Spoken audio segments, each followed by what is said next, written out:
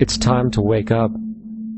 The people in power go out of their way to make sure that you are perpetually misled and manipulated. The majority's perception of reality, especially in the political arena, is not their own. It is shrewdly imposed upon them without them even knowing it. For example, the public at large actually believes the invasion of Iraq is going badly, as sectarian violence doesn't seem to stop. What the public fails to see is that the destabilization of Iraq is exactly what the people behind the government want. This war is to be sustained so the region can be divided up, domination of the oil maintained, continual profits reaped for the defense contractors, and most importantly, permanent military bases established to be used as a launching pad against other oil-bearing, non-conforming countries such as Iran and Syria. For further implication that the civil war and destabilization is purely intentional, in 2005, 2 elite British SAS officers were arrested by Iraqi police after being caught driving around in their car shooting at civilians while dressed up as Arabs.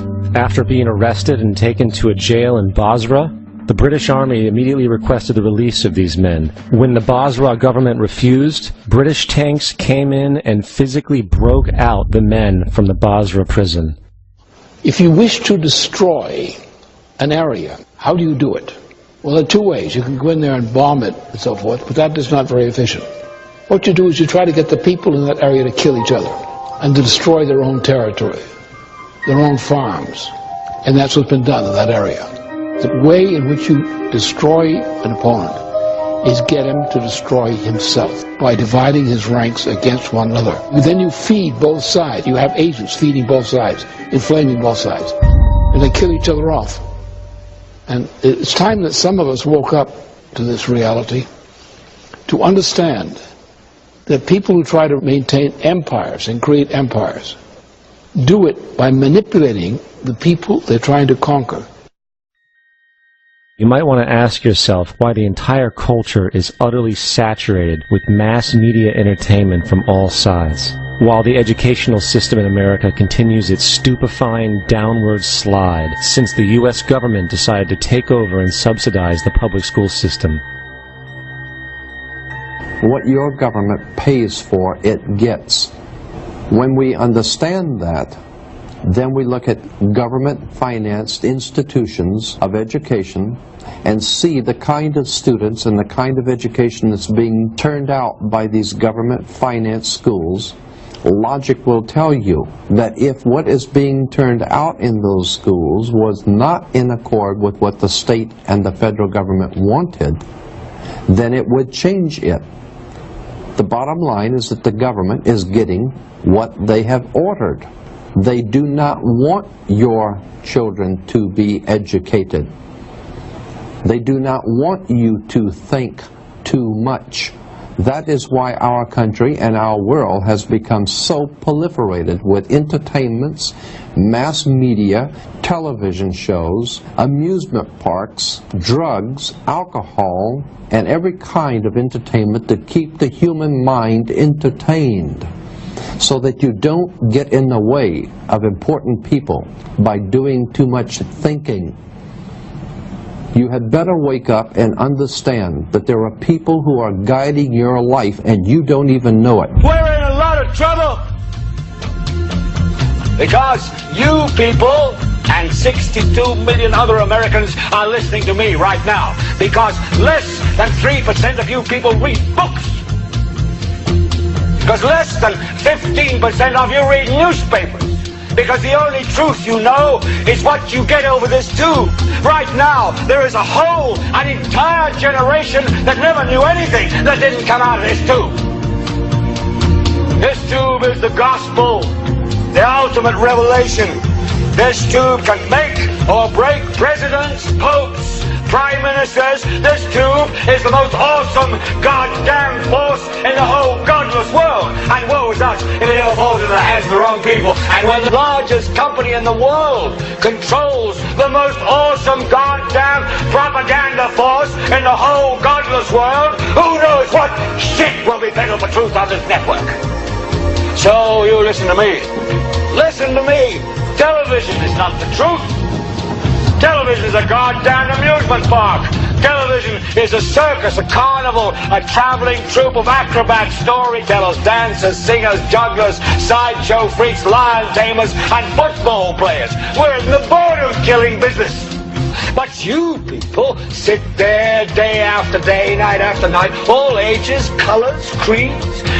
We're all you know. You're beginning to believe the illusions we're spinning here. You're beginning to think that the tube is reality and that your own lives are unreal. You do whatever the tube tells you. You dress like the tube. You eat like the tube. You raise your children like the tube. You even think like the tube. This is mass madness, you maniacs. In God's name, you people are the real thing. We are the illusion. The last thing the men behind the curtain want is a conscious, informed public capable of critical thinking, which is why a continually fraudulent zeitgeist is output via religion, the mass media, and the educational system. They seek to keep you in a distracted, naive bubble, and they are doing a damn good job of it. In 2005, an arrangement between Canada, Mexico, and the United States was made. This arrangement, unannounced to the public, unregulated by Congress, merges the United States, Mexico, and Canada into one entity, erasing all borders. It's called the North American Union, and you might want to ask yourself why you've never heard of this. In fact, there is only one mainstream reporter who has actually heard of and has had the courage to cover this issue. The Bush administration's open borders policy and its decision to ignore the enforcement of this country's immigration laws is part of a broader agenda. President Bush signed a formal agreement that will end the United States as we know it, and he took the step without approval from either the U.S. Congress or the people of the United States. It's a deal that few have even heard of. It's being done again by very few people at the very top on behalf of the investment class, but the working class of people, political officials across our country, from communities, from cities and so forth, they don't know anything about this. This isn't some trade agreement. It is a total removal of sovereignty from these countries, which will also result in a completely new currency called the Amero. Apart from that, I think one thing people who are dollar-based need to focus on is the Amero. That's the one thing that nobody's talking about that I think is going to have a big impact on everybody's life in Canada, the U.S., and Mexico. The Amero is the proposed new currency for the North American community, which is being developed right now between Canada, the U.S., and Mexico to make a borderless community, much like the EU, and the dollar, Canadian dollar, U.S. dollar, and the Mexican peso replaced by the Amero. By default of this agreement, the American Constitution will eventually be obsolete. You would think that a situation like this would be on the cover of every major newspaper. That is until you realize that the people who are behind this movement are the same people behind the mainstream media, and you are not told what you're not supposed to know. The North American Union is the same concept as the European Union, the African Union, and the soon-to-be Asian Union, and the same people are behind all of them. And, when the time is right, the North American Union, the European Union, the African Union, and the Asian Union will be merged together, forming the final stages of a plan these men have been working on for over 60 years. A one-world government.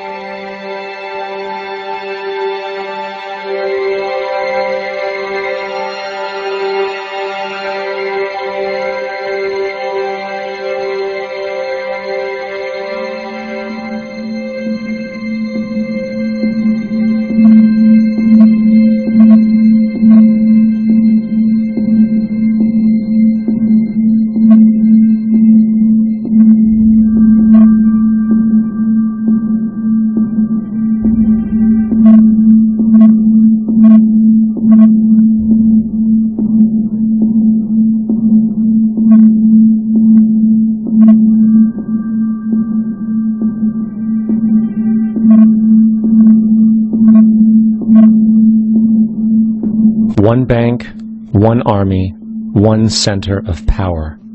And if we have learned anything from history, it is that power corrupts, and absolute power corrupts absolutely.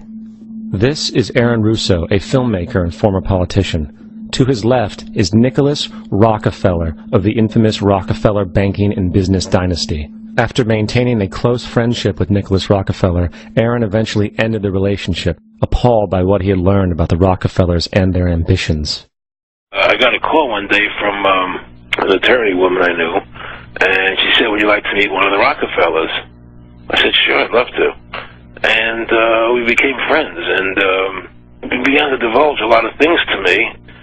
So he said to me one night, he said that there's going to be an event there, and out of that event, you're going to see we're going to go into Afghanistan, so we can run pipelines from the Caspian Sea. We're going to go into Iraq to take the oil and establish a base in the Middle East, and we're going to go into Venezuela and try and get rid of Chavez.